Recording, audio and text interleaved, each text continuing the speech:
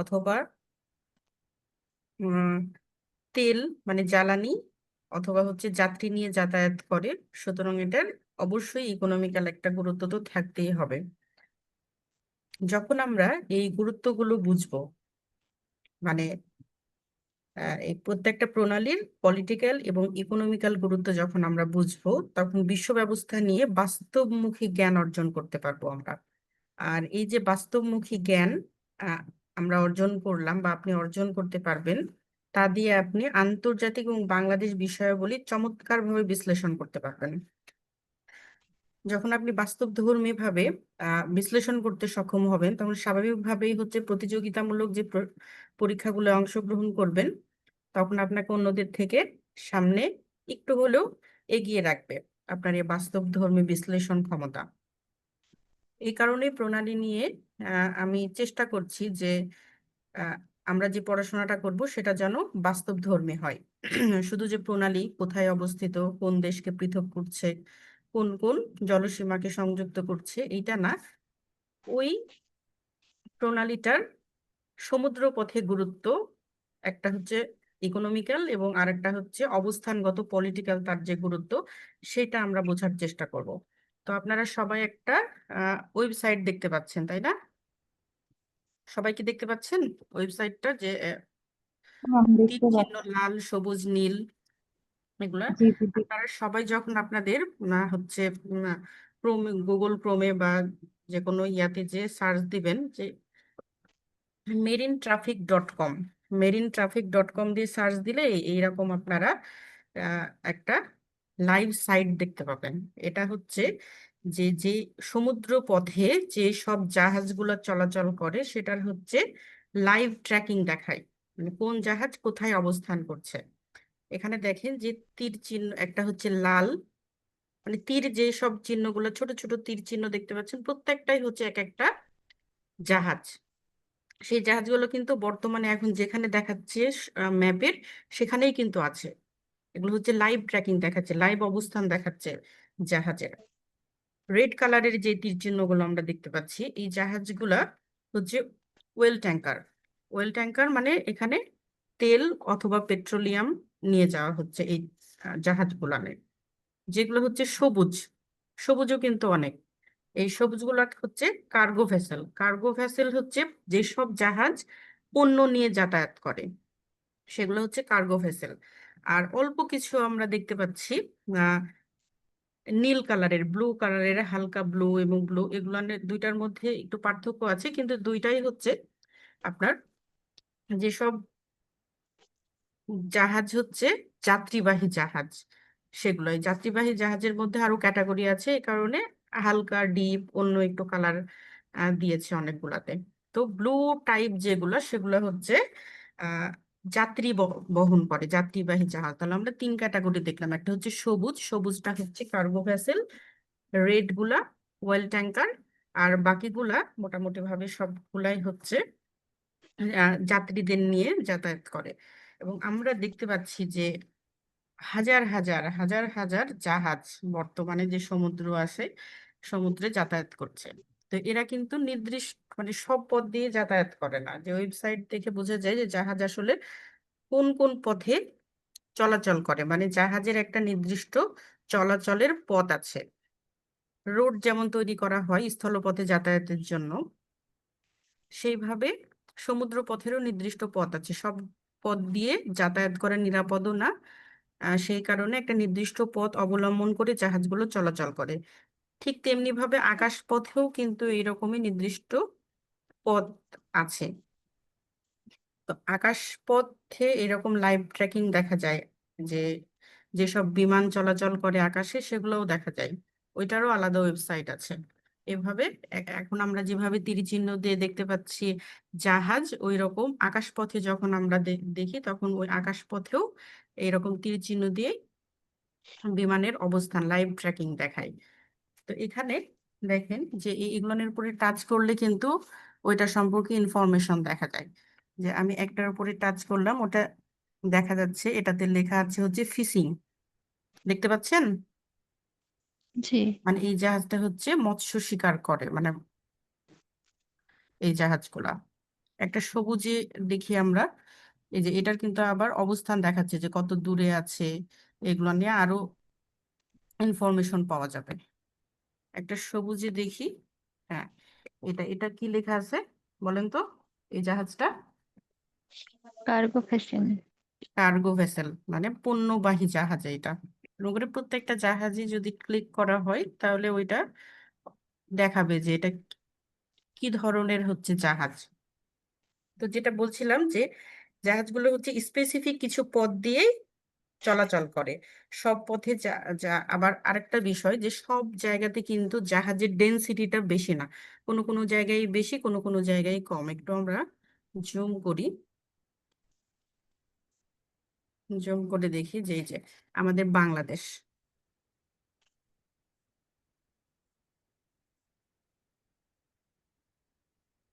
এটা হচ্ছে আমাদের বাংলাদেশ। এই বাংলাদেশ লেখা তো দেখতে পাচ্ছেন, যে বাংলাদেশের আশেপাশে যেগুলো, এগুলা এগুলাতে জাহাজ চলাচল করছে কিন্তু অল্প।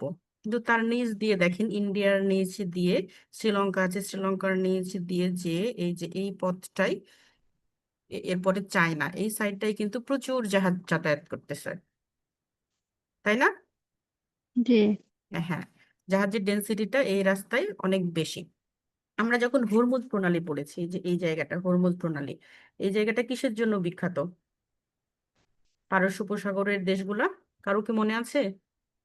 যে পারস্য উপসাগরের তীরবর্তী, এই যে এখানে পারস্য উপসাগরের তীরবর্তী যে দেশ, ইরান, ইরাক, সৌদি আরব, ওমান, তেলের কাতার, জন্য।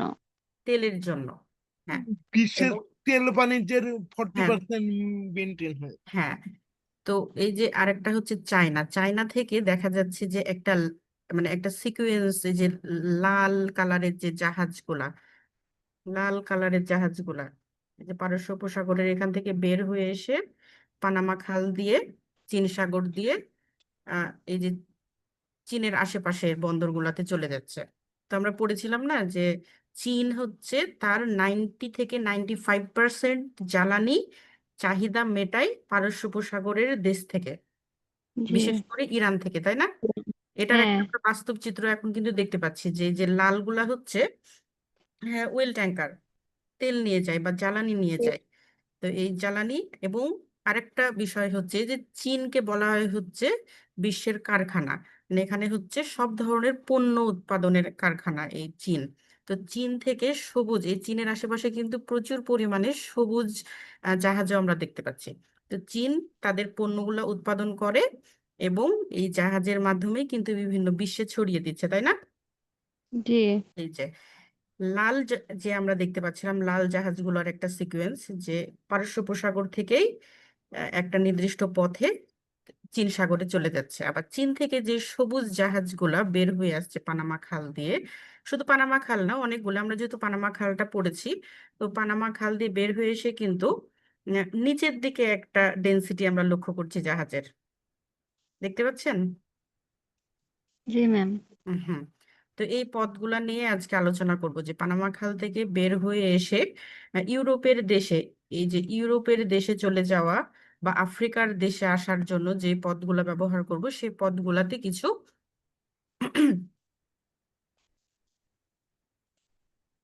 প্রণালী আছে, সেই প্রণালীগুলো নিয়ে আমরা আলোচনা করব। যে আফ্রিকার নিচে দিয়ে দেখেন যে কি পরিমাণ জাহাজ চলাচল করছে। এটা কিন্তু উপরে উত্তর আমেরিকা, নিচে দক্ষিণ আমেরিকা। আর আরেকটা, এই যে ইউরোপের আশেপাশে যে বন্দরগুলো, এগুলো নিয়েও প্রচুর জাহাজ। একটা বিষয় বলি, সেটা হচ্ছে যে আহ, পৃথিবীতে আহ, যে কয়েকটা বড় বড় হচ্ছে আছে, উম, সমুদ্র বন্দর আছে সব থেকে বড়, কিসের বিবেচনায় বড়, সেটা হচ্ছে পণ্য মালামাল ট্রান্সপোর্ট হয় এর ভিত্তিতে, যে কোন বন্দরগুলা থেকে বেশি পণ্য ট্রান্সপোর্ট হয়, মানে মালামাল ট্রান্সপোর্ট হয়, এটার ভিত্তিতে একটা ক্যাটাগরি করা হয়। তো ওয়ার্ল্ড শিপিং কর্পোরেশন হচ্ছে এটার ক্যাটাগরি করে দেখা গেছে যে বিশ্বের 10টা সব থেকে বড় যে বন্দর আছে তার মধ্যে 9টাই হচ্ছে এশিয়া মহাদেশে, মানে এই অঞ্চলের মধ্যেই হচ্ছে 9টা, সেই 9টার ভিতরে আবার 7টা শুধুমাত্র চায়নারই। মানে বিশ্বের সর্বমোট যে বন্দরগুলো আছে সব থেকে বড়, তার ভিতরে 10টা দশটার ভিতরে 9টা হচ্ছে এশিয়ায় আর 7টায় এশিয়াতে, চায়নাতে। চীনে। চায়নার সব থেকে যে বড় বন্দর সেটার নাম হচ্ছে সাংহাই বন্দর। এই যে এইরকম একটা জায়গায়, এইরকম একটা জায়গায় হচ্ছে চায়নার সাংহাই বন্দর। এরপর দ্বিতীয় যেটা আমরা পানামা খাল যখন পড়েছি,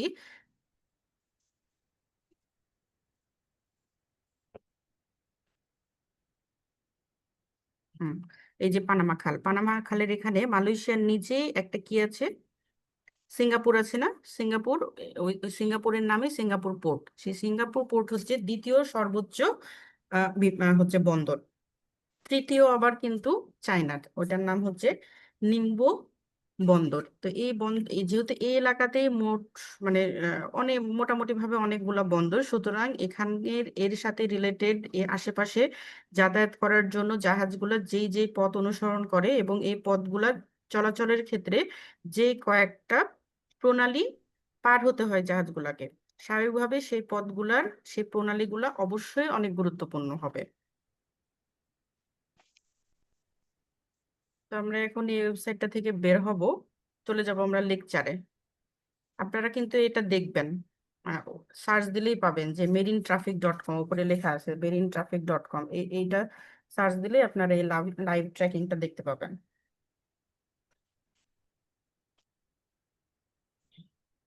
এই যে যেই আহ, পথগুলা বেশি মানে বেশি ডেনসিটি, মানে যেখান দিয়ে সব থেকে বেশি জাহাজ চলাচল করে, যে দিকে জাহাজ চলাচলের পরিমাণ বেশি, এই আশেপাশের দেশগুলো কিন্তু এগুলোর অ্যাডভান্টেজ নাই। মানে সেখানকার বন্দর ব্যবহার করতে হয়, রাস্তা ব্যবহার করতে হয়, সে কারণে ট্যাক্স দিতে হয়, আরো অনেক সুবিধা আছে। তো এগুলোর অ্যাডভান্টেজ কিন্তু সেসব দেশগুলা পায়। এবং সমুদ্র, আমরা জানি যে সমুদ্র যার নিয়ন্ত্রণে থাকবে, বিশ্ব তার নিয়ন্ত্রণে থাকবে। এই কারণেই আমেরিকা সহ বড় বড় যেই দেশগুলা মানে ক্ষমতাধর দেশগুলা রয়েছে ইকোনমিক্যালি এবং পলিটিক্যালি, তারা হচ্ছে মানে বিশ্ব রাজনীতির ক্ষেত্রে তারা পৃথিবীতে তাদের মানে এই যে পদগুলাতে নজরদারির জন্য এই সব গুরুত্বপূর্ণ পদগুলাতেই, মানে প্রণালীর আশেপাশে যে পোর্টগুলো আছে সেগুলোকে কেন্দ্র করে তাদের নৌ ফ্লিট কিন্তু রাখে। বড় বড় নৌ ফ্লিট আছে, আমেরিকার আছে, ইউরোপীয় ইউনিয়নের আছে, ব্রিটিশদের আছে, ব্রিটিশ রয়্যাল ফ্লিট, ভারতের আছে, রাশিয়ার আছে, চীনের আছে, ফ্রান্সের আলাদাভাবে আছে। সবাই তাদের নিজস্ব নৌ ফ্লিট কিন্তু এই পথগুলানের আশেপাশে রাখে। এটার কারণ হচ্ছে তাদের যেন জাহাজগুলা নিরাপদে এই পথগুলা অতিক্রম করতে পারে, পার হতে পারে, কেউ যেন বাধা দিতে না পারে।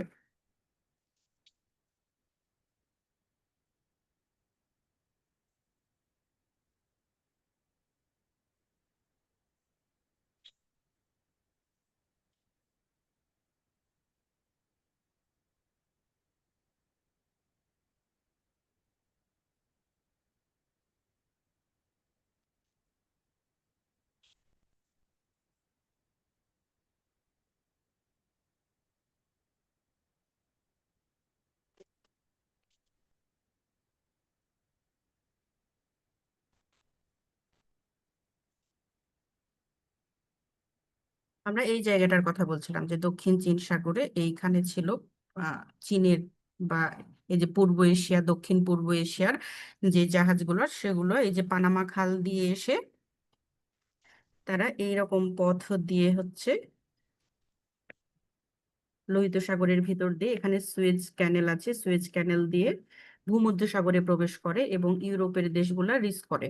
অথবা আহ এই যে এখানে জিব্রাল্টার প্রণালী আছে, আমরা জিব্রাল্টার প্রণালী পড়েছি, জিব্রাল্টার প্রণালী দিয়ে এইদিকে, এই দিক দিয়েও ইউরোপের বিভিন্ন দেশে যাওয়া যায়। এছাড়াও যদি আমেরিকা যেতে চাই,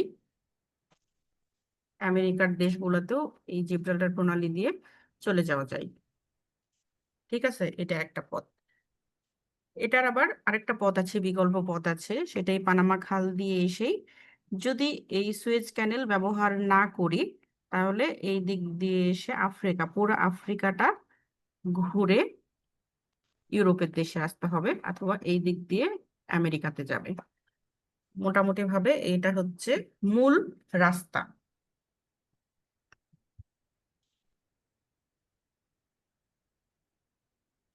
তো আমরা প্রণালী এবং খাল নিয়েও আলোচনা করেছি। খাল হচ্ছে যেটা খনন করা হয়, প্রাকৃতিক ভাবে না, কৃত্রিম ভাবে তৈরি করা।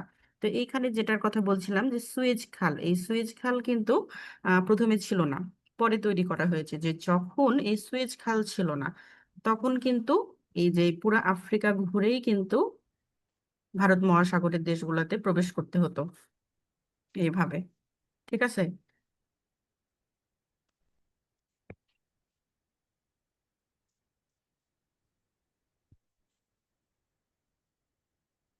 আমরা এই যে ভারত মহাসাগরের পথগুলা আলোচনা করার আগে এখানে ছোট্ট একটা প্রণালী আছে। এটা জাহাজ চলাচলের জন্য গুরুত্বপূর্ণ না, কিন্তু ভূরাজনৈতিক ভাবে আবার দক্ষিণ এশিয়ার যে মানে একটা বড় দেশ হচ্ছে ইন্ডিয়া, এটা এবং এখানে হচ্ছে শ্রীলঙ্কা, এই দুই দেশের আহ পাশাপাশি সম্পর্কের কারণে এইখানে যে আমরা একটা ন্যারো জায়গা দেখতে পাচ্ছি, এখানে যে এই প্রণালী তৈরি করেছে এটা গুরুত্বপূর্ণ হয়ে উঠেছে। এই প্রণালীটার নাম হচ্ছে পক প্রণালী। এই পক প্রণালীর অবস্থান হচ্ছে ইন্ডিয়া এবং শ্রীলঙ্কার হচ্ছে মাঝামাঝি জায়গায়। এইদিকে হচ্ছে বঙ্গোপসাগর, আর এইদিকে হচ্ছে যে সাগরটা আছে এখানে, এটার নাম হচ্ছে মান্নার সাগর। ওপরে হচ্ছে বঙ্গোপসাগর আর নিচে হচ্ছে মান্নার সাগর। তাহলে সংযুক্ত করেছে কাকে কাকে এই পক প্রণালী? বঙ্গোপসাগরকে এবং মান্নার সাগরকে। কাকে কাকে সংযুক্ত করেছে? বঙ্গোপসাগরকে আর মান্নার সাগরকে। হুম, মান্নার সাগর, আর ওই পারে হচ্ছে বঙ্গোপসাগর। আর পৃথক করেছে ইন্ডিয়া থেকে শ্রীলঙ্কাকে। হ্যাঁ। হ্যাঁ,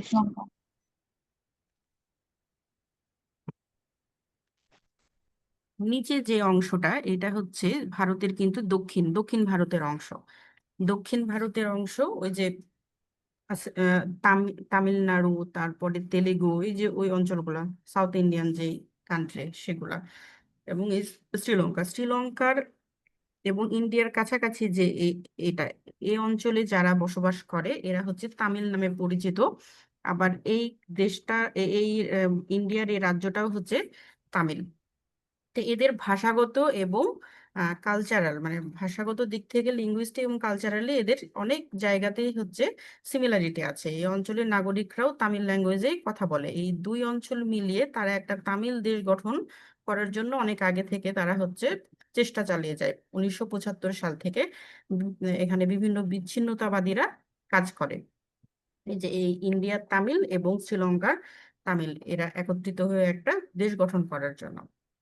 এরা তামিল টাইগার নামে পরিচিত। কি নামে পরিচিত এই বিচ্ছিন্নতাবাদীরা? তামিল টাইগার নামে। মানে অনেক দিন এরা যুদ্ধ করার পর 2009 সালে একটা দীর্ঘ যুদ্ধ হয়। এই যুদ্ধের পরে তামিল টাইগার কিন্তু একেবারে বিলুপ্ত হয়ে যায় বলে ঘোষণা করা হয়। কিন্তু অনেক রিপোর্টে বলা হয় যে এরা আসলে বিলীন হয়নি। এরা মানে আন্ডারগ্রাউন্ডে থেকে, মানে গোপনে থেকে এরা এদের কার্যক্রম চালিয়ে যাচ্ছে। কখনো হয়তো আরো আগের মতো যদি শক্তিশালী হয়ে উঠতে পারে, তাহলে আবার তারা বিদ্রোহী হয়ে উঠতে পারে। আর এই পক প্রণালী এখানে যে এটার দূরত্ব হচ্ছে 64 কিলোমিটার, সম্ভবত একটু কম বেশি হতে পারে। তো এক সময় চিন্তা করা হয়েছিল যে 64 কিলোমিটার কিন্তু অনেক লম্বা জায়গা, তারপরেও এই দীর্ঘ একটা জায়গার উপরে ব্রিজ নির্মাণ করা যায় কিনা, কিন্তু ফিজিবিলিটি টেস্ট করে এখন পর্যন্ত সেটা সম্ভাবনা দেখা যায়নি।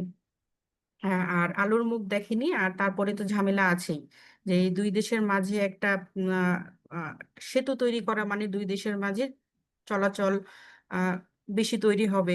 আর যেহেতু আগে থেকে একটা ঝামেলা আছে তামিলের সাথে, এই তামিল একত্রিত করার, এই কারণে এই সাহসটা ইন্ডিয়া করে ওঠে না। তো এই জায়গাটা, এখানে যে প্রণালীটা, এই প্রণালীটার গভীরতা কিন্তু খুব বেশি না। এই প্রণালীটার গভীরতা খুব বেশি না, এই কারণে এই জায়গাটা দিয়ে অনেক বড় বড় বা ভারী জাহাজ যাতায়াত করে না। বড় বড় কোম্পানিগুলা তার জাহাজ এদিক দিয়ে যাতায়াত করতে দেয়। শ্রীলঙ্কা তার নিজস্ব ছোট ছোট কিছু জাহাজ এবং মাছ শিকারের জন্য এই জায়গাটা গুরুত্বপূর্ণ। তো এটা নিয়ে বেশি আলোচনা করার দরকার নাই। যেই সব মানে মোটামুটি ভাবে বড় বড় জাহাজগুলা এই যে এই শ্রীলঙ্কার নিচ দিয়ে যাতায়াত করে। শ্রীলঙ্কার নিচ দিয়ে যাতায়াত করে, এদিক দিয়ে খুব বেশি জাহাজ যাতায়াত করে না, ভারী যেগুলো বড় জাহাজ।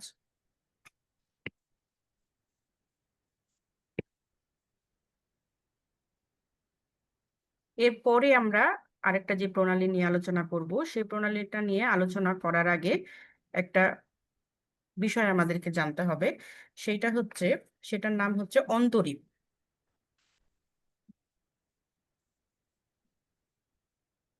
অন্তরীপ। অন্তরীপ কি? হ্যাঁ, অন্তরীপ ইংলিশে এটাকে বলা হয় কেপ। অন্তরীপ হচ্ছে এরকম একটা ভূখণ্ড, মানে একটা ভূখণ্ড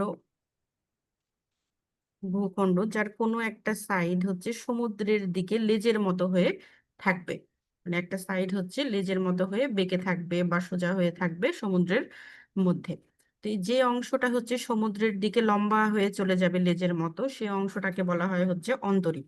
তো এরকম একটা জায়গা আছে আফ্রিকার একটা দেশ, হচ্ছে দক্ষিণ আফ্রিকা। আমরা দেখতে পাচ্ছি যে এটা হচ্ছে দক্ষিণ আফ্রিকা। এই দক্ষিণ আফ্রিকার এই যে এইখানে মানচিত্রে খুব ভালোভাবে বোঝা যাচ্ছে না, যখন শুধুমাত্র আপনারা সার্চ দিবেন যে ম্যাপ অফ সাউথ আফ্রিকা, আফ্রিকার ম্যাপটা আসবে, তখন দেখতে পাবেন যে এই আফ্রিকার একটা অংশ হচ্ছে সমুদ্রের দিকে ঝুঁকে গেছে লম্বা হয়ে। হ্যাঁ, তো ওই জায়গাটাকে বলা হয় হচ্ছে ওইটার নাম হচ্ছে Cape of good Antarip. Hope বা আহ উত্তমাশা অন্তরীপ। বাংলায় এটাকে বলা হয় উত্তমাশা অন্তরীপ।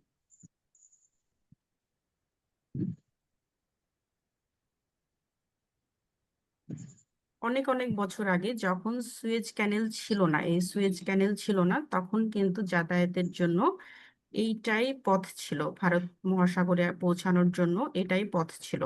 এই পথ দিয়ে অস্ট্রেলিয়া, এই পথ দিয়ে সেই এশিয়াতে প্রবেশ করতে হতো, আফ্রিকা।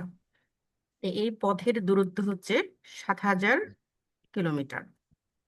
ঠিক আছে, এটা পাড়ি দিতে জাহাজের সাধারণত 25 দিন মতো সময় লাগে। আচ্ছা, এখন যেটা বলছিলাম যে আমাদের অন্তরীপ, এই কেপ অফ গুড হোপ নিয়ে আমরা হচ্ছে এখন একটু কথা বলি। এটা দক্ষিণ আফ্রিকার একটা অংশ, এটার নাম হচ্ছে উত্তমাশা অন্তরীপ। পূর্বে কিন্তু এই জায়গাটার নাম উত্তমাশা অন্তরীপ ছিল না, বা গুড হোপ নাম ছিল না, যখন এই রাস্তাটা বা এই পথটা আবিষ্কার হয়নি, ভারত মহাসাগরে বা ভারতে প্রবেশের পথটা আবিষ্কার হয়নি। ভারত বলতে কিন্তু শুধু ইন্ডিয়াকে বোঝায় না, ভারত মানে যে যে ভারত মহাসাগর না, এটা পুরোটা, এটাকেই পশ্চিমারা ভারত বলতো, যে ভারতে যাওয়ার পথ, ভারতে যাওয়ার রাস্তা। তো ইউরোপীয়রা এই পথটা আবিষ্কার করার জন্য, যেহেতু এখানে পথ নাই, মানে সমুদ্র পথে, তারা এদিক পাড়ি দিয়ে এসে এই জায়গাতে এসে আটকা পড়তো। কিসের জন্য? এখানে যে লম্বা জায়গাটা আছে, যে মানে সমুদ্রের মধ্যে যদি কোনো এরকম একটা জায়গা থাকে, তাহলে তো সেখানে স্বাভাবিকভাবে এসে এই পাশ থেকে এই পাশ থেকেও আহ সমুদ্র স্রোতে তো এসে ধাক্কা দিবে। ধাক্কা দেওয়ার ফলে সমুদ্র স্রোতটা উত্তল হবে, বাতাস প্রবল হবে। তো বিভিন্ন কারণে এখানকার আবহাওয়াটা প্রতিকূলে থাকতো না। যেসব জাহাজ নিয়ে ইউরোপ ইউরোপ থেকে যেসব জাহাজ নিয়ে এখানে এসে পৌঁছাতো, তো সেই সব জাহাজগুলো এই প্রতিকূলতা পার করে এই দিকে আর আসতে পারতো না। তারা এখানে এসেই আবার ব্যাক চলে যেত। সে জাহাজগুলোর মানে পথ আবিষ্কার করার জন্য এত দূর আসতো, কিন্তু এখানে প্রতিকূল আবহাওয়ার জন্য, প্রতিকূল পরিস্থিতির জন্য এখান থেকে ব্যাক চলে যেত। এখানে প্রচুর ঝড় হতো, তুফান, এরপরে জলোচ্ছ্বাসের তৈরি হতো, সমুদ্রের ঢেউ অনেক বেশি থাকতো, উত্তাল থাকতো। তো সেই কারণে এত দূর পর্যন্ত এসে বারবার এই ওই জাহাজগুলা আবার ব্যাক চলে যেত। কিছুতেই তারা এই যে উম, মানে এই এই কুমাসা অন্তরীপের এই পারে আসতে পারতো না। এই কারণে তখন এই জায়গাটার নাম ছিল কিন্তু হচ্ছে যে ঝড়ের অন্তরীপ। এটার নাম ছিল ঝড়ের অন্তরীপ। ইংলিশে এটাকে বলা হয় হচ্ছে ক্যাবু দাস টরমেন্টাস। পর্তুগিজ ভাষায় মনে হয় এটার নাম দিয়েছিল, ক্যাবু দাস টরমেন্ট, মানে তো ঝড়। এইটা ছিল এই উত্তমা অন্তরীপের নাম ছিল। এটার বাংলা হচ্ছে ঝড়ের অন্তরীপ। কিন্তু মানে পরবর্তীতে পর্তুগিজ রাজার দ্বিতীয় জন, তিনি এটার নাম দেন হচ্ছে কেপ অফ গুড হোপ, মানে উত্তমাশা অন্তরীপ এটা দিয়েছিল। এটার কারণ হচ্ছে যে তিনি বলেছিলেন যে এই জায়গাটা যদি আমরা কোনোভাবে পার হয়ে যাই, মানে পার হয়ে গেলেই আমরা ভারতে যাওয়ার পথ পেয়ে যাব, বাণিজ্যের একটা নতুন রাস্তা পাবো।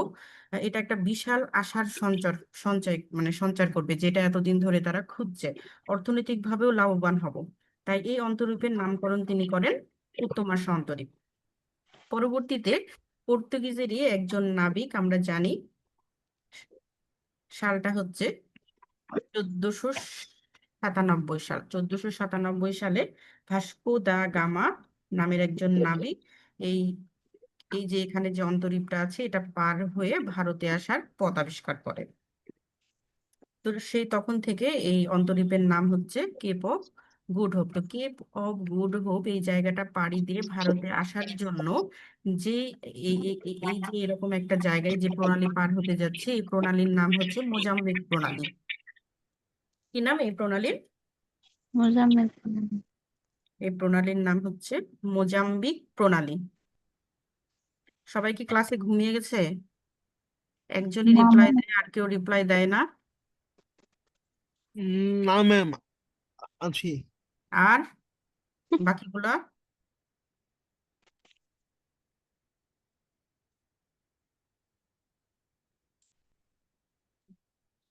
তো অতীতে যেমন এই যে আফ্রিকা পার হয়ে ভারতে আসা লাগতো, কিন্তু এখন তো বর্তমানে সুয়েজ ক্যানেল আছে, কিন্তু সুয়েজ ক্যানেল দিয়ে লোহিত সাগর পার হয়ে এই যে এখানে বাবেল মানদেব আছে, এইটা পার হওয়া এখন ঝুঁকিপূর্ণ। এটার কারণ হচ্ছে এই যে ইয়েমেন দেশটা, ইয়েমেনে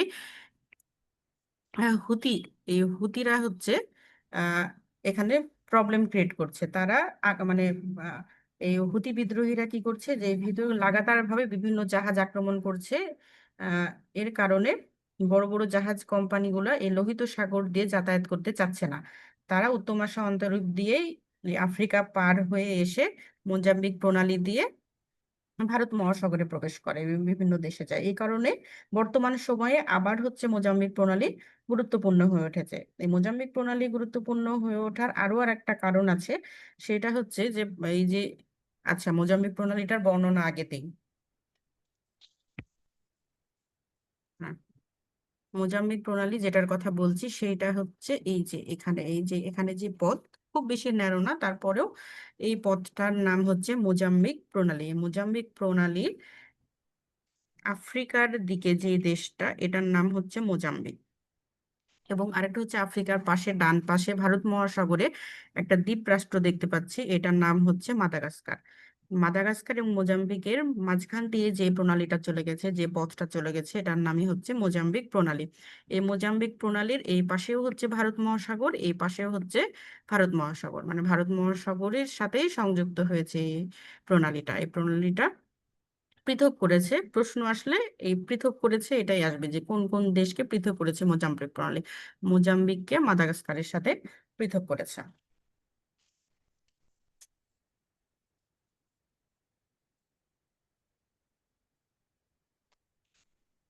যেটা বলছিলাম যে মোজাম্বিক শুধু এই যে নতুন ভাবে এখন সব থেকে বেশি যাতায়াত হচ্ছে এই পথ দিয়ে, এই কারণে এই পথটার গুরুত্ব এখন বেশি হয়েছে।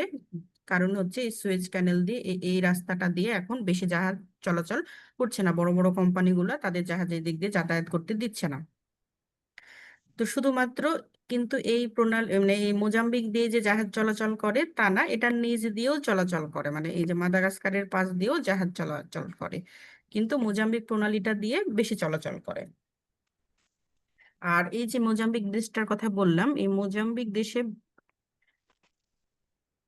হচ্ছে এই রিসেন্ট হচ্ছে তেল আবিষ্কার হয়েছে। ঠিক আছে, এই দেশে হচ্ছে রিসেন্ট তেল, সরি তেল না, গ্যাস আবিষ্কার হয়েছে। উম, প্রচুর পরিমাণে গ্যাস, এবং সম্ভাবনা আছে যে এই যে মোজাম্বিকের যে সমুদ্র সীমা, মোজাম্বিকের আশেপাশে যে সমুদ্র সীমা, এটার নিচেও প্রচুর পরিমাণে সম্ভাবনা আছে গ্যাস পাওয়ার।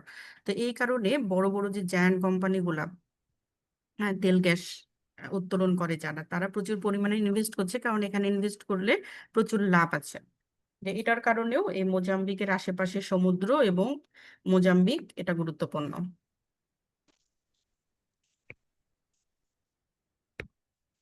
তাহলে দুইটা প্রণালী দেখলাম, একটা হচ্ছে পক প্রণালী এবং আরেকটা হচ্ছে মোজাম্বিক প্রণালী।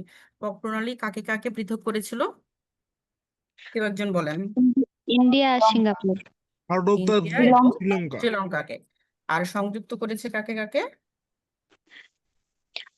সংযুক্ত হচ্ছে বঙ্গোপসাগর আর হচ্ছে মালাক্কা। বঙ্গোপসাগরকে এবং মান্নার সাগরকে। আর মোজাম্বিক প্রণালী?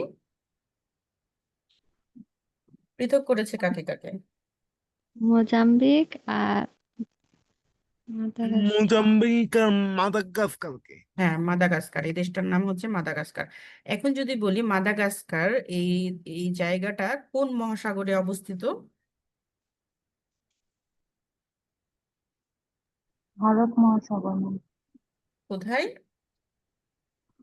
আহ, ভারত মহাসাগরে, হ্যাঁ। ইন্ডিয়ান এটা ওশান। এটা কিন্তু ইন্ডিয়ান সি, ভারত মহাসাগরে, ভারত মহাসাগরের কিন্তু এই পুরাটা সবকিছু তো এটার মধ্যে এই দ্বীপরাষ্ট্র, এটা মাদাগাস্কার ভারত মহাসাগরে। এইরকম কিন্তু প্রশ্ন আসে, সম্ভবত এটা এসেছে অনেকবার। তাহলে কি দেখলাম যে বর্তমানে এই যে মোজাম্বিক স্ট্রেট বা মোজাম্বিক প্রণালী, এর পাশ দিয়ে যে সমুদ্র পথটা, সি রুট, এটা হচ্ছে এখন একটা ভাইটাল জায়গা। মানে এই দিক দিয়ে এখন যাতায়াত করতে হচ্ছে সব জাহাজগুলাকে। আর আরেকটা বিষয় হচ্ছে মোজাম্বিকে এখন প্রচুর গ্যাসের সন্ধান পাওয়া গেছে। এত পরিমাণ গ্যাস এখানে আছে যে বিশ্বে এটার অবস্থান হবে 14তম। এখানে যে গ্যাস আছে এটা যদি ব্যবহার করা যায় তাহলে বিশ্বে এই মোজাম্বিকের গ্যাসের পরিমাণ হবে 14তম। এটা প্রায় 100 ট্রিলিয়ন ঘনফুটের সমান।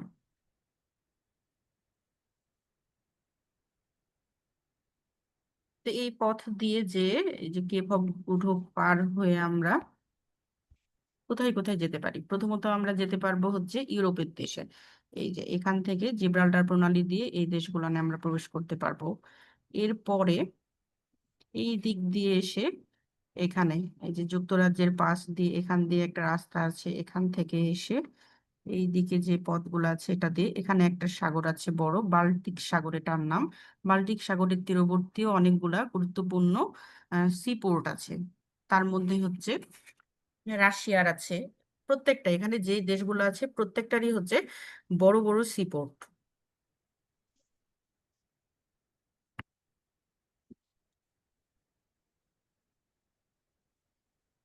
এই জায়গাটা ভালো করে দেখা যাবে যে এখানে হুম, বাল্টিক সি যেটা বলছিলাম এটা হচ্ছে এটা এটা।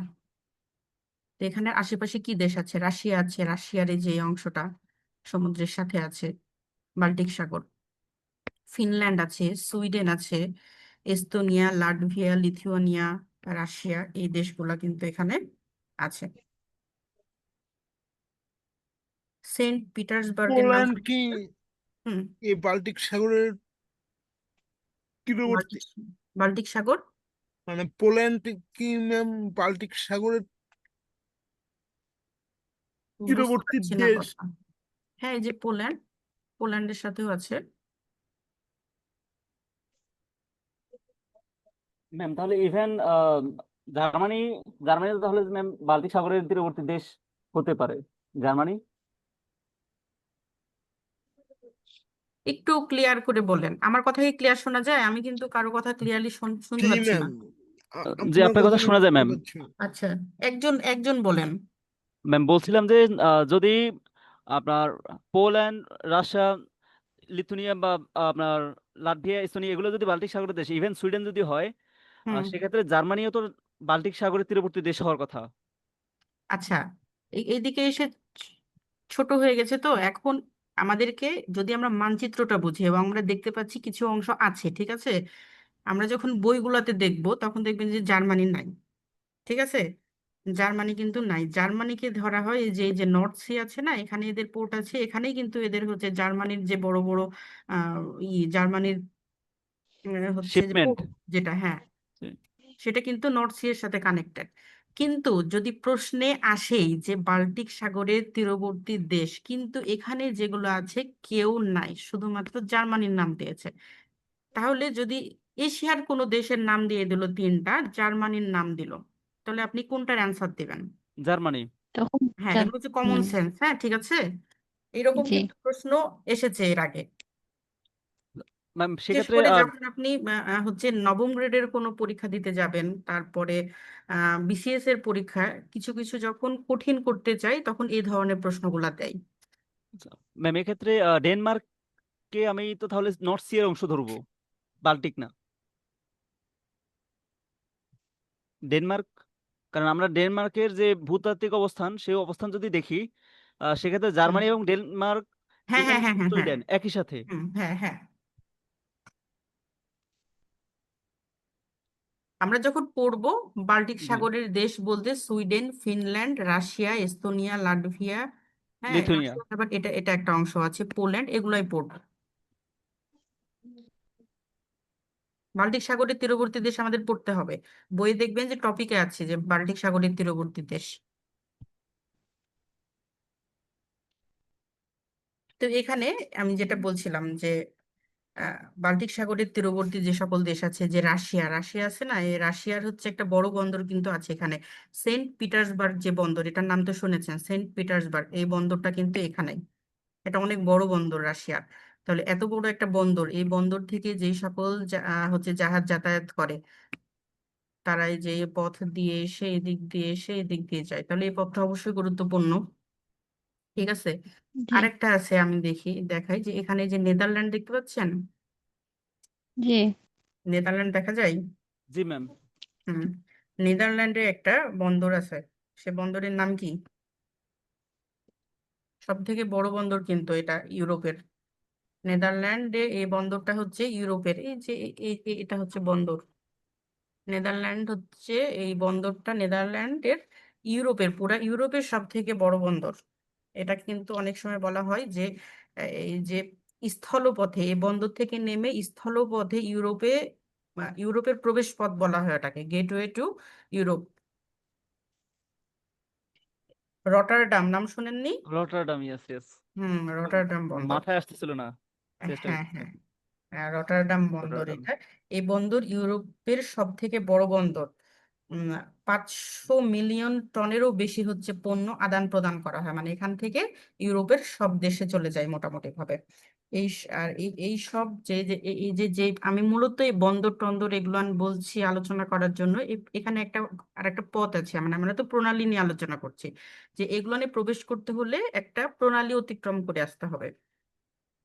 আমরা নিচে যেটা দেখছিলাম যে আমরা এই যে এটা হচ্ছে জিব্রাল্টার প্রণালী। হ্যাঁ, এই যে এখান পর্যন্ত যে জিব্রাল্টার প্রণালী, এটার পরে এই দিক, হুম, ওই যে জায়গাটা লাস্টে ইন্ডিকেট করলাম, যে এই যে এটা, যে একটা তো জিব্রাল্টার প্রণালী দিয়ে ইউরোপের বিভিন্ন দেশে যেতে পারবো, কিন্তু সব দেশে না, সমুদ্রের কিন্তু আরেকটা হচ্ছে এই যে এই দিক দিয়ে এসে যে নেদারল্যান্ডে, এখান থেকে কোন দেশে যাওয়া যাবে না, সব দেশেই কিন্তু যাওয়া যাবে। এবং আমরা জানি যে ইউরোপের প্রত্যেকটা দেশের সাথে প্রত্যেকটা দেশের ট্রেন যোগাযোগ আছে। নেদারল্যান্ডে গেলে সে ইজিলি প্রত্যেকটা মানুষই হচ্ছে যে কোনো জায়গায় চলে যেতে পারবে, যাতায়াতের জন্য খুব সহজ ইউরোপের দেশগুলা।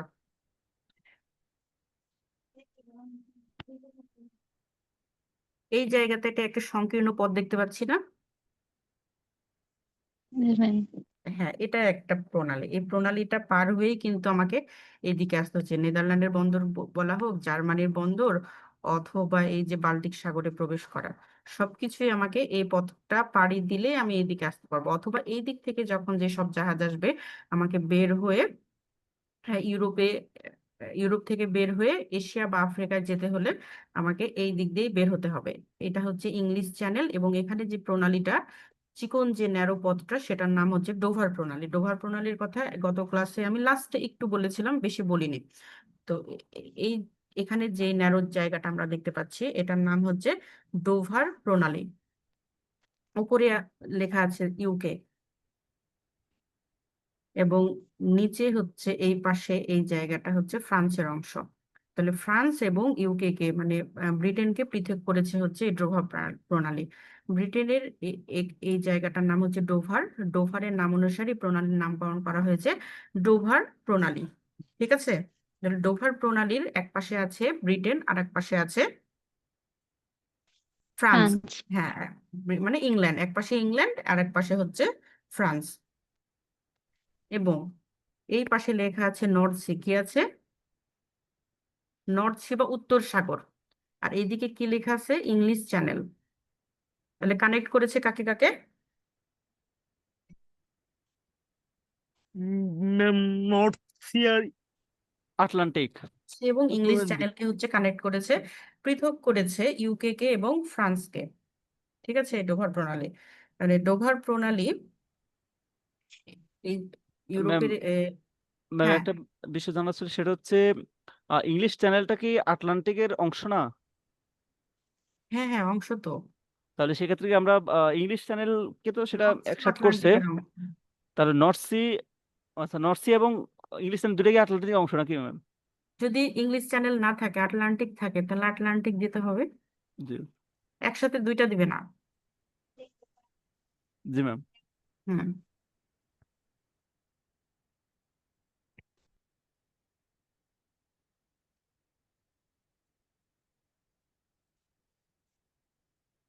তো কি যে ইংলিশ চ্যানেল এবং নর্থ সিকে হচ্ছে কানেক্ট করেছে এই ডোভার প্রণালীটা। ডোভার প্রণালীর নিচ দিয়ে কিন্তু টানেল আছে। এই ডোভার প্রণালীর নিচ দিয়ে লম্বা টানেল আছে। এই টানেল রেলপথও আছে, সড়ক পথও আছে, 3 স্তর বিশিষ্ট এই টানেলটা। এই টানেল দিয়ে প্রতিদিন প্রায় হচ্ছে মানে কি 50,000-এরও বেশি মানুষ যাতায়াত করে। এই ইউকে থেকে ইউরোপের দেশে আসে, অথবা ইউরোপ থেকে ইউকেতে যায় প্রতিদিনের কাজের জন্য। যে দিনে যায় দিনে চলে আসে, এরকম খুব সহজ যাতায়াতটা এই এই পথ দিয়ে।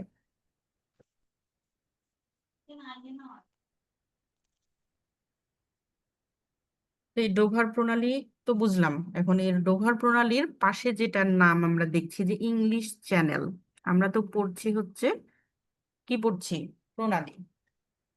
প্রণালী পড়ার সময় আমরা ইংলিশ চ্যানেলটাও অ্যাড করেছি, কারণ প্রণালী যে এরকম যে দুইটা জায়গাকে কানেক্ট করে, চ্যানেলও দুইটা বিশাল জলরাশিকে হচ্ছে কানেক্ট করে। হ্যাঁ, তো প্রণালী না হয়ে বা স্টেট না হয়ে এটার নাম চ্যানেল হলো কেন?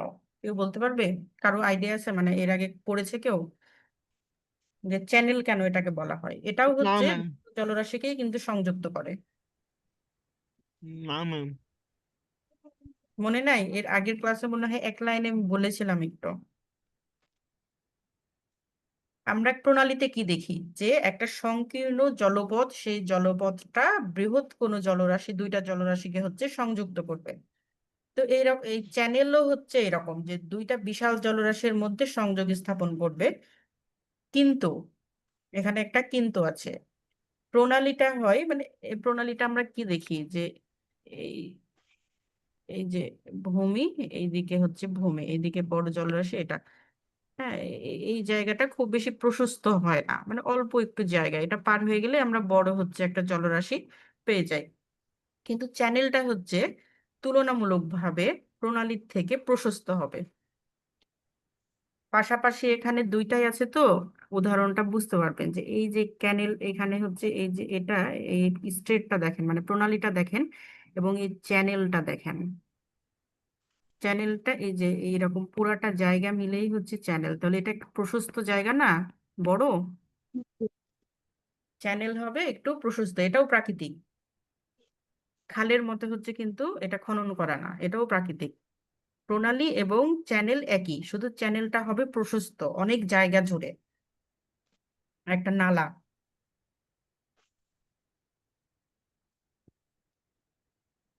তো আমরা এখন পড়বো এই ইংলিশ চ্যানেল নিয়ে। পার্থক্য কি বুঝেছি চ্যানেল আর প্রণালীর? জি ম্যাম। হুম। প্রণালীর থেকে এটার পার্থক্য শুধু এই পথটা হবে প্রশস্ত পথ। এই ইংলিশ চ্যানেলেরও দুই পাশে হচ্ছে কে কে আছে, এক পাশে ফ্রান্স আর এক পাশে কে আছে, কোন দেশ? আর কে ম্যাম? ইংল্যান্ড আছে, ইউকে। ইউকে। হুম। আর ডোভার প্রণালীর দুই পাশে যা আছে, ইংলিশ চ্যানেলেরও দুই পাশে ওই একই দেশে আছে, এক পাশে হচ্ছে ফ্রান্স আর এক পাশে হচ্ছে ইংল্যান্ড। তো এই ইংলিশ চ্যানেল এবার আপনারা বলেন যে কাকে কাকে সংযুক্ত করেছে?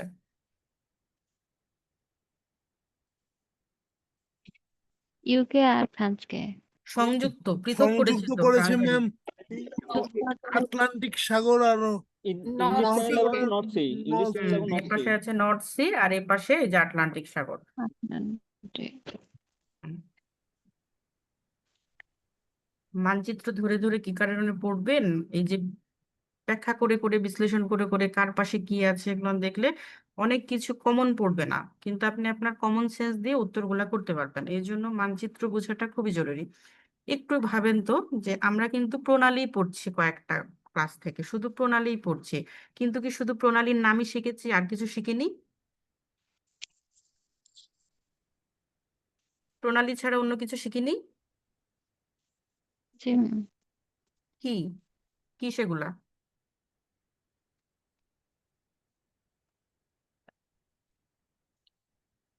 এই যে দেখেন যে আমি যখন মানচিত্র বুঝতাম না, ভারত মহাসাগর একটা মুখস্থর মতো আমার কাছে নাম, যে এই জায়গাটা যে ভারত মহাসাগর, ভারত মহাসাগরের তীরবর্তী কি কি আছে আসলে, আফ্রিকার অবস্থানটা কোথায়, কোন দেশ কোথায়, এই জিনিসগুলা কিন্তু মানে আমি বুঝতামই না, কিছুই বুঝতাম না। আপনাদের এরকম হয় কিনা জানি না, পুরাটা শুধু মুখস্থ, ভুলে গেলে ভুলে গেলাম, মনে থাকলে থাকলো, কিন্তু রিলেট করে আমি কোনো কিছু পড়তে পারতাম না।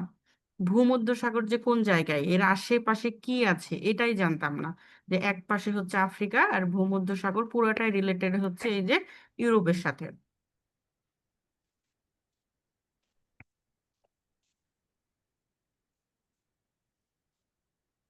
এরপরে প্রণালী পড়তে পড়তে আমরা বাণিজ্য, বিশ্ব বাণিজ্য, বাণিজ্যের মূল যে তেল এবং এই পদগুলা, এটা মনে হচ্ছে না? জি ম্যাম। আমরা ছিলাম হচ্ছে ইংলিশ চ্যানেলে। হ্যাঁ, ইংলিশ চ্যানেল, এক পাশে হচ্ছে নর্থ সি আর এক পাশে হচ্ছে আটলান্টিক, এই দুইটাকে হচ্ছে ইংলিশ চ্যানেল কানেক্ট করেছে। ইংলিশ চ্যানেলকে ফরাসিরা বলে, মানে এই ফ্রান্সের জনগণ এরা বলে হচ্ছে লা ফস। লা ফস বা লা মচ, সম্ভবত মচ হবে ইংলিশে এইরকম,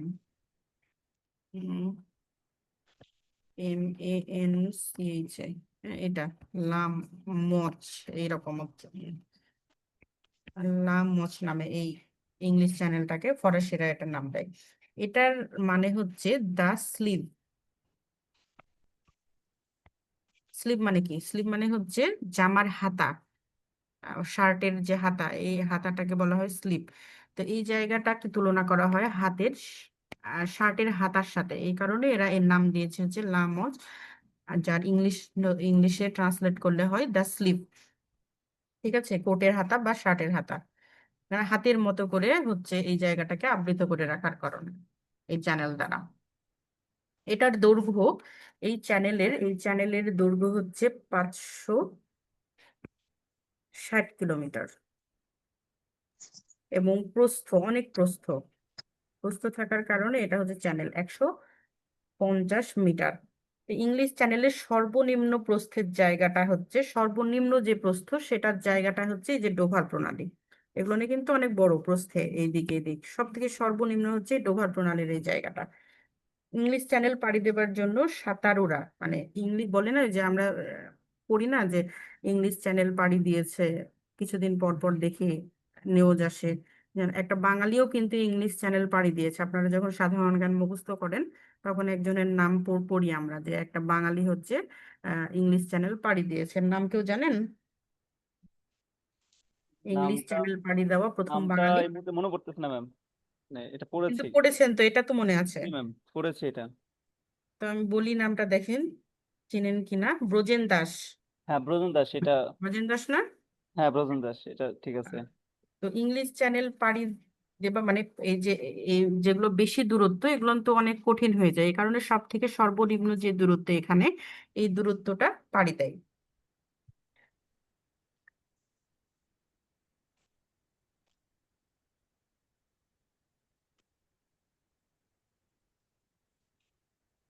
এই পথ দিয়ে প্রতিদিন প্রায়, মানে ইংলিশ চ্যানেল দিয়ে প্রতিদিন প্রায় 500টারও বেশি 500টারও বেশি সামুদ্রিক জাহাজ চলাচল করে, কারণ এই মানে আমরা দেখেছিলাম যে আগে, যে এই রুটটা ব্যবহার করে হচ্ছে এর আশেপাশে নর্থ সি এবং বাল্টিক সি এর দেশগুলা, শুধু নর্থ সি বাল্টিক সি এর তীরবর্তী দেশ না, এই যে এখানে যে বন্দরের কথা বললাম, এটার কারণে যে এই বন্দর ব্যবহার করে কিন্তু ইউরোপের অনেকগুলা দেশ। তো এই সব দেশের পণ্য আনা নেওয়ার ক্ষেত্রে যে জাহাজগুলো ব্যবহার করা হয়, তারা এই প্রণালীটা ব্যবহার করে, ইংলিশ চ্যানেল এবং ডোভার প্রণালী, এই প্রণালীটা ব্যবহার করে প্রতিদিন, যেটার পরিমাণ হচ্ছে প্রায় 500টিরও বেশি জাহাজ। ইংলিশ চ্যানেলের দুই পাশে এই যে অনেক লম্বা জায়গা, এখানেও কিন্তু অনেক গুরুত্বপূর্ণ বন্দর রয়েছে, শুধু যে এই পাশে আছে তা না। ইউকের যেটা হচ্ছে ব্রিটেনের যেটা সব থেকে বড় মানে গুরুত্বপূর্ণ বন্দর একটা হচ্ছে সাউদাম্পটন, এটাও এর এই ইংলিশ চ্যানেলের তীরবর্তীতে। ফ্রান্সের তো অনেকগুলো আছে, যেমন হচ্ছে শেরবুর্গ নামের একটা আছে, লা হারভে, লা হারভে তো অনেক বিখ্যাত, নাম শোনার কথা লা হারভে। যেমন এই যে রটারডাম অনেক গুরুত্বপূর্ণ, এরকম ফ্রান্সের হচ্ছে লা হার্ভে অনেক গুরুত্বপূর্ণ একটা পোর্ট। এই লা হার্ভ থেকেও কিন্তু অনেকগুলা দেশে চলে যাওয়া যায়, নেদারল্যান্ড থেকে যেমন যাওয়া যায়, লা হার্ভ থেকেও যাওয়া যায়। তো এর তীরবর্তী অনেকগুলা গুরুত্বপূর্ণ আহ বন্দর আছে, শুধুমাত্র প্রণালী ব্যবহার করে জাহাজ যাচ্ছে তার কারণে না, এটার তীরবর্তীও গুরুত্বপূর্ণ বন্দর আছে। উন্মুক্ত সাগরে সাঁতার মানে এটার আর একটা গুরুত্বপূর্ণ দিক হচ্ছে যে সাঁতারের কথা যেটা বললাম, যে উন্মুক্ত সাগরে সাঁতরানোর জন্য ইংলিশ চ্যানেল বিশ্বব্যাপী যে সাঁতারুরও আছে তাদের জন্য অত্যন্ত জনপ্রিয় একটি চ্যানেল হচ্ছে এই ইংলিশ চ্যানেল। যারা সাঁতারু তারা নিজেদেরকে প্রমাণ করতে চায় যে আমি ভালো সাঁতারু কিনা, সেটা হচ্ছে এই ইংলিশ চ্যানেল পাড়ি দিয়ে। এই চ্যানেলটা পাড়ি দিতে সর্বনিম্ন সময় হচ্ছে 7 ঘন্টা, সর্বোচ্চ 27 ঘন্টা, মানে 7 ঘন্টাতেও পাড়ি দিয়েছে। আগে যারা পাড়ি দিত কোনো কিছুর হেল্প ছাড়া, কারণ একটা লম্বা পথ, এখন হচ্ছে জাহাজের হেল্প নেয়, মানে ছোট ছোট বোট তাদের সাথে সাথে যায়, তারা বিশ্রাম নেওয়ার জন্য পানি দেয় তাদেরকে, বিশ্রাম বলতে জাহাজে উঠে বিশ্রাম নেয় না, সাথে সাথে থাকে, কোনো অ্যাক্সিডেন্ট হলে যেন তাদের সেভ করতে পারে এরকম।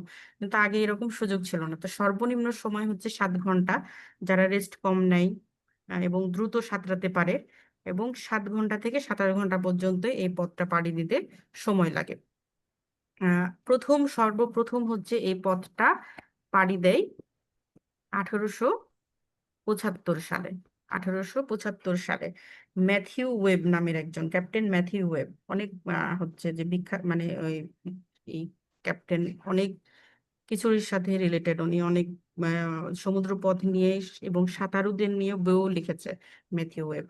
আর ব্রজেন দাসের কথা যেটা বললাম, ব্রজেন দাস হচ্ছে 1958 সালে, 1958 সালে ইংলিশ চ্যানেল পাড়ি দেয়। এটা প্রথম বাঙালি এবং প্রথম এশীয় হিসাবে হচ্ছে ব্রজেন দাস ইংলিশ চ্যানেল পাড়ি দেয়। শুধু যে বাঙালি হিসাবে প্রথম তা না, প্রথম এশীয় হিসাবে তিনি এই ইংলিশ চ্যানেল পাড়ি দেয়। এটা গুরুত্বপূর্ণ সালটাও, যে কত সালে, 1958 সালে। নাম হচ্ছে ব্রজেন দাস, প্রথম বাঙালি এবং প্রথম এশীয় হিসাবে। দুইভাবে দিতে পারে, প্রথম কোন বাঙালি অথবা প্রথম কোন এশীয়, বাঙালি না দিয়ে এশীয় দিয়ে দিতে পারে, তখন একটু কনফিউজড হতে পারেন আপনারা, যে এশিয়া হলে তো তখন অনেক, শুধু বাঙালি না, এশিয়া বলতে অনেকগুলো দেশের হয়ে যাচ্ছে। আর আরেকটা হচ্ছে ব্রজেন দাসকে নিয়ে, এই ব্রজেন দাস এই প্রণালীটা বা ইংলিশ চ্যানেল পাড়ি কিন্তু একবার দেয়নি, 6বার পাড়ি দিয়েছে। কয়বার? 6 বার। 6 বার। 6বার পাড়ি দিয়েছে, এই অতিক্রম করেছে। আর বিশাল অর্জন ম্যাম। হ্যাঁ হ্যাঁ, বিশাল ব্যাপার। তো এই ইংলিশ চ্যানেলের নিচ দিয়ে, তো টানেলের কথা বললাম যে সামুদ্রিক সুড়ঙ্গ, 1994 সালে এই সুড়ঙ্গটা তৈরি করা হয়েছে। আর এটার যে দূরত্ব, এখানকার দূরত্ব, এইদিকে তো বললাম যে এটা হচ্ছে, এখানে যে এটা হচ্ছে সর্বোচ্চ 150 মিটার, কিন্তু এই জায়গাটা ডোভার প্রণালীর কাছে ইংলিশ চ্যানেল এতটা বেশি না, এটা হচ্ছে 50.5 কিলোমিটার, যেটা পাড়ি দিতে সময় লাগে মানে একটা জাহাজের 35 মিনিটের মতো, বা সুড়ঙ্গ দিয়ে যদি যাতায়াত করে সেটাও 35 মিনিটের মতোই লাগে। যে সুড়ঙ্গ দিয়ে যেসব যানগুলো চলাচল করে 35 মিনিটে, মানে এই যে ইউকে থেকে ফ্রান্সে যেতে সময় লাগে 35 মিনিটে 50 কিলোমিটার পার হতে। নর্মাল ভাবে বাসে যদি আমি কোথাও যাই 50 কিলোমিটার পাড়ি দিতে এরকমই সময় লাগে, মানে বাংলাদেশে বাসে যদি আমি চড়ি খুব বেশি হলে 45 মিনিট সময় লাগবে, 35 থেকে, অনেক জোরে চললে 35মিনিটেও যাওয়া যায়। তো এই টানেলটা, যেই সুড়ঙ্গটা আছে সমুদ্রের তলদেশে, এইখানে ইউকে থেকে ফ্রান্সে ডোভার প্রণালীর নিচ দিয়ে, সেটার নাম হচ্ছে চ্যানেল টানেল। কি নাম? Channel channel tunnel. টানেল। সুড়ঙ্গকে টানেলই বলে, কিন্তু এই যে ইংলিশ চ্যানেলের নাম অনুসারে এটার নাম দিয়েছে চ্যানেল টানেল। হ্যাঁ,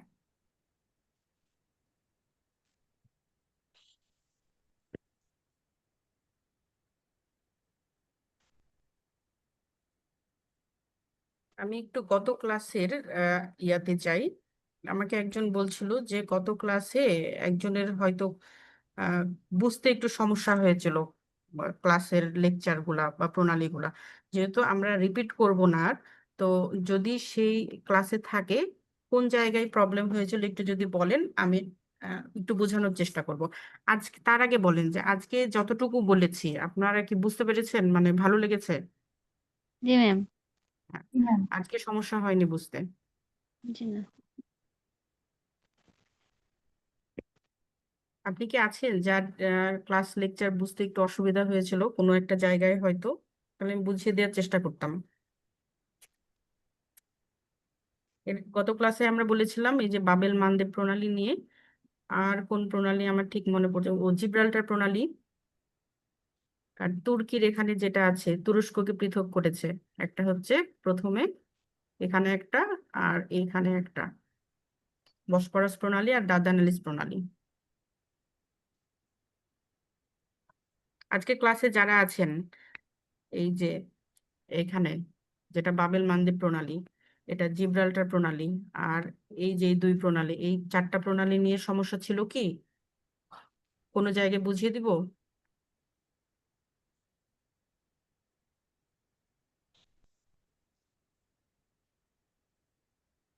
ম্যাম ওই দার্দান টেলিস প্রণালী কি হ্যাঁ, দার্দানেলিস ইস্তাম্বুলকে, প্রণালী। মানে হ্যাঁ ইস্তাম্বুলকে হ্যাঁ হ্যাঁ হ্যাঁ, ওই বিভাগে ভাগ পুরাটা করেছে? ইস্তাম্বুল। ওই জায়গাটা ইস্তাম্বুলকে দুই ভাগে ভাগ করে দিয়েছে। ইস্তাম্বুলের একটা অংশকে বলা হয় হচ্ছে এশিয়ার ইস্তাম্বুল, আর একটা অংশকে বলা হয় হচ্ছে ইউরোপের ইস্তাম্বুল। এই যে উপরে একটা খণ্ডিত যে জায়গা, ওই জায়গাটাই, ঠিক আছে? এই পুরা তুরস্কের ওই অতটুকু জায়গা এই প্রণালী পৃথক করে দিয়েছে, দুইটা প্রণালী। প্রণালীর ওই জায়গায় কি কি ছিল? এখানে যে সিটা আমরা দেখতে পাচ্ছি সাগরটা, এটার নাম কি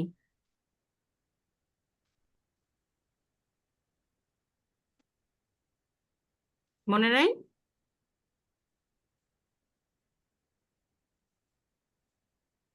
ব্ল্যাক সি, কৃষ্ণ সাগর। এরপরে প্রথম যে প্রণালী, এই প্রণালীটার পরে একটা জায়গা আছে, এটার নাম হচ্ছে মর্মর সাগর। মর্মর সাগর এবং ব্ল্যাক সি এই দুইটাকে কানেক্ট করেছে বসফরাস প্রণালী। এবং মর্মর সাগরের সাথে আরেকটা সংকীর্ণ জায়গা আছে, ওইটার পরে এই জায়গাটার নাম হচ্ছে এজিয়ান সাগর। তো পরে যে প্রণালীটা মর্মর সাগর এবং এজিয়ান সাগরকে সংযুক্ত করেছে, এই প্রণালীটার নাম হচ্ছে দার্দানালিস প্রণালী। তাহলে কৃষ্ণ সাগর এবং মর্মর সাগরকে সংযুক্ত করেছে বসফরাস প্রণালী, মর্মর সাগর এবং এজিয়ান সাগরকে সংযুক্ত করেছে দার্দানালিস প্রণালী। এবং এই দুই প্রণালী হচ্ছে পৃথক করেছে তুরস্কের ইস্তাম্বুলকে। তুরস্কের ইস্তাম্বুলকে শুধু পৃথকই করেনি, এই পৃথক অংশকে দুইটা মহাদেশে ফেলে দিয়েছে। ইস্তাম্বুলের যেটা এশিয়ার দিকে আছে, মানে হাতের ডান পাশে আমাদের, এটা হচ্ছে এশিয়ান তুরস্ক বা এশিয়ান ইস্তাম্বুল, আর ওপরেরটা হচ্ছে ইউরোপিয়ান তুরস্ক বা ইউরোপিয়ান ইস্তাম্বুল। এই কারণে তুরস্ককে বলা হয়ে থাকে ইউরেশিয়ান কান্ট্রি, যে একটা দেশ দুই মহাদেশে অবস্থিত।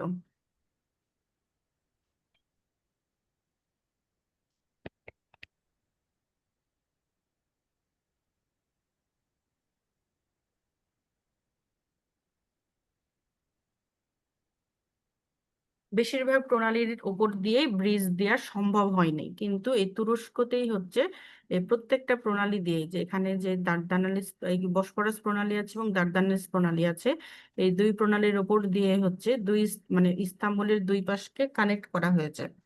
আহ, বসফরাস প্রণালীর উপর দিয়ে তিনটা ব্রিজ আছে, এবং দার্দানালিস প্রণালীর উপর দিয়ে একটা ব্রিজ স্থাপন করা হয়েছে। এই রিসেন্ট, এটা নতুন এবং খুবই দৃষ্টিনন্দন ব্রিজটা। এই ব্রিজটার নাম হচ্ছে ওই জায়গাটার নাম অনুসারে, ওই জায়গাটার নাম হচ্ছে চানাক্কালে। চানাক্কালে, এই কারণে এই ব্রিজটার নাম দিয়েছে চানাক্কালে। আপনারা এমনিতে তো আমরা তো সব সময় হচ্ছে মোবাইল হাতে নিয়েই থাকি, এই জায়গাগুলোর নাম দিয়ে শুধু একটু সার্চ দিবেন, দেখবেন যে সবকিছু দেখতে পারবেন।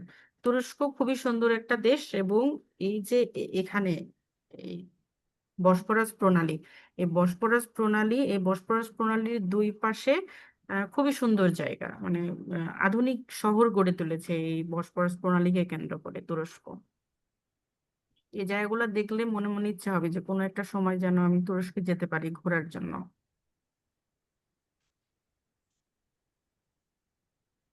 কারো যদি কোনো সমস্যা না থাকে তাহলে আচ্ছা ম্যাম, হ্যাঁ হ্যাঁ।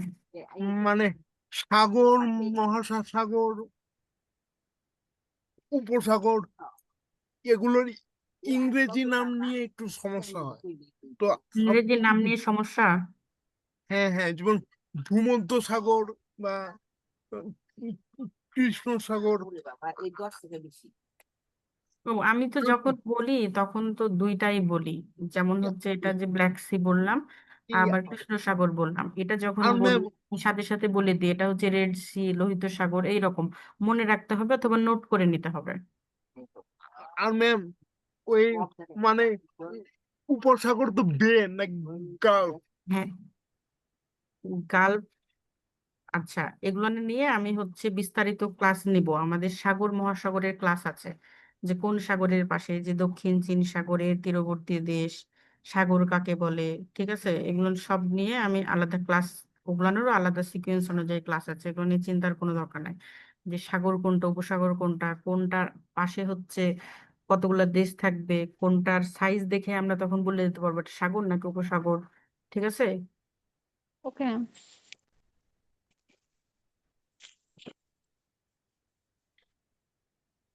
এগুলো নিয়ে সমস্যা হয়, ভালো করে উম, না বুঝলে পারে সব সময় সমস্যা হবে। আর কোনো কিছু? আর আরেকটা বিষয়, যে এই যে কয়েকজন আছেন এখন পার্টিসিপেন্ট এখন, তো আপনারা উম, আপনাদের ম্যাপ আছে বাসায়, কিনেছেন? জি জি ম্যাম। ম্যাম আছে। বাংলাদেশের আন্তর্জাতিকের জি ম্যাম আছে। নাই? আছে। আছে ম্যাম। কার নাই? এরকম কেউ ম্যাম, আছে যে আমি এখনো কেনেন নাই? আলাদা ভাবে ম্যাপ কিনিনি, মানে সাধারণ জ্ঞান বইয়ের মধ্যে যে ম্যাপ আছে সেটাই ইউজ করছি। না, ম্যাপ কিনবেন। আমি যে অংশটা যখন পড়াচ্ছি ম্যাপে বুঝতে পারছেন কিনা এটা দেখবেন। এরকমও আছে যে আমাকে, আমি যে গত ক্লাসে ক্লাস নিয়েছিলাম, আমাকে জিজ্ঞাসা করেছে যে আমি প্রণালী খুঁজেই পাচ্ছি না, মানে আপনি যে কোথায় পড়ালেন ম্যাপে আমি খুঁজেই পাচ্ছি না, কারণ ম্যাপের কোন দিকে কি, কোন মহাদেশ এটা ভালো করে বুঝেই নেই। ম্যাপ নাড়াচাড়া করতে হবে। আমি তো আমার মতো বলছি, কিন্তু ওই জিনিসটা আপনি ঠিকভাবে চিনতে পারছেন কিনা এটা ম্যাপ না দেখলে বুঝবেন না নিজে। তখন তো আপনাকে হেল্প করার কেউ না, আপনাকে একা একাই খুঁজে বের করতে হবে। ঠিক আছে, ঠিক ম্যাপ ওকে ম্যাম। কিনবেন। আছে ম্যাম, ঠিক আছে। বাংলাদেশেরও রাখবেন, এবং হচ্ছে আন্তর্জাতিকের তো রাখবেনই। আর এটা কিন্তু দেয়ালে টাঙাবেন না, আপনার টেবিলে থাকবে, খুলে পড়বেন, নষ্ট হয়ে যাক। একটা নষ্ট হতে দেখ, খুব সহজে নষ্ট হয় না, আমি তো জানি, খুব সহজে নষ্ট হবে না। নষ্ট হয়ে গেলে ওইটা রেখে আবার আর একটা কিনবেন, দরকার হলে কত দাম, কিন্তু আপনি তো শিখছেন, যেটা শিখছেন সেটা ওটা খুব বেশি হলে 60 থেকে 100 টাকা দাম, কিন্তু আপনি তো জ্ঞান যেটা অর্জন করছেন সেটা 100 টাকার থেকে নিশ্চয়ই অনেক বেশি। ঠিক না? হুম, জি। হ্যাঁ ম্যাপের ক্ষেত্রে মনে হয় ম্যাম, একটা ম্যাপ আমার, যেমন আমি যেটা ফলো করি সেটা হচ্ছে ফোকাসের একটা ম্যাপ আছে, প্যানাসিয়া নামের। ওই ম্যাপটার মধ্যে যে প্রণালীগুলো আছে, মানে হ্যাঁ সেটার অবস্থানটা অনেকটা একুরেট। হ্যাঁ হ্যাঁ, অনেক জায়গায় অ্যাকুরেট থাকে, অনেক জায়গায় অ্যাকুরেট থাকে না। একটা আপনি ম্যাপ ওখানে দেখলেন, সাথে সাথে আপনি ওটা সার্চ দিবেন গুগলে, সুন্দর একেবারে, শুধু ওই প্রণালীরই হচ্ছে যে আমি কোথায় থেকে পেয়েছি, আমি কি এগুলো বানিয়েছি? আমি তো বানাইনি। আমি, আমার কাছে ম্যাপটা হচ্ছে 2019 সাল থেকে আছে। আমি যদি হুম হুম। এডমিশন দিয়েছি ম্যাম, তখন তখন আমাদেরকে ফোকাস থেকে দেওয়া হয়েছিল ম্যাপটা। তো এটা হ্যাঁ চাইলে হ্যাঁ অনেকে সংগ্রহ করতে পারে, অনেকে চাইলে এটা কিনে নিতে পারে ফোকাস অফিস থেকেই। তো হ্যাঁ, এই ম্যাপটা অনেকটা আমি, এরকমই তো আমরা ভালো কোনো কিছু কেউ কারো কাছে যখন দেখেছি যে এটা কোন প্রকাশনের বা কোন, এরকম করে তো বই কালেক্ট করে, ওইরকম ভাবে আপনার যেটা আছেন, আপনাদের গ্রুপ আছে, গ্রুপে ওটার নাম লিখে দিবেন, ওইটা দেখে সবাই কিনবে, যেটা ভালো অবশ্যই সবাই ওটা দেখে, যদি তারও ভালো মনে হয় কিনতে পারবে, তার উপকার হবে। জি ম্যাম। আপনার এভাবে আলাদা আলাদা, যেমন ইংলিশ চ্যানেল সার্চ দিলে এই ধরনের ম্যাপ আপনারা পাবেন, এবং ওখানে আলাদা করে স্পষ্টভাবে বোঝা যাবে। কিন্তু এখানে যে রকম স্পষ্ট বুঝতে পারছেন, আপনার কাছে যে বড় মানচিত্রটা থাকবে, ওখানে আপনি আশেপাশের সবকিছু বুঝবেন, কিন্তু এই এই সংকীর্ণ জায়গাগুলোই মনে হবে যে একটু অস্পষ্ট। তো ওটার জন্য শুধুমাত্র এইটা লিখেই সার্চ করবেন, ওই চ্যানেলটারই আলাদা ম্যাপ। তখন আপনি ওই চ্যানেলটা ভালো করে বুঝতে পারবেন, বা ওই হচ্ছে প্রণালীটা ভালো করে বুঝবেন। জি ম্যাম। ঘাটাঘাটি করবেন, নিজেরা বের করার চেষ্টা করবেন। আচ্ছা, তাহলে শেষ করি আজকে নাকি? জি ম্যাম। আচ্ছা, ভালো থাকবেন সবাই। অসংখ্য ধন্যবাদ সোমবারে ম্যাম ইনশাল্লাহ আপনাকে। যদি সুস্থ থাকি, কোনো সমস্যা না হয়, তাহলে বাংলাদেশ ক্লাস সে আসবো। আসসালামু আলাইকুম। আসসালামু আলাইকুম ম্যাম। শুভরাত্রি ম্যাম।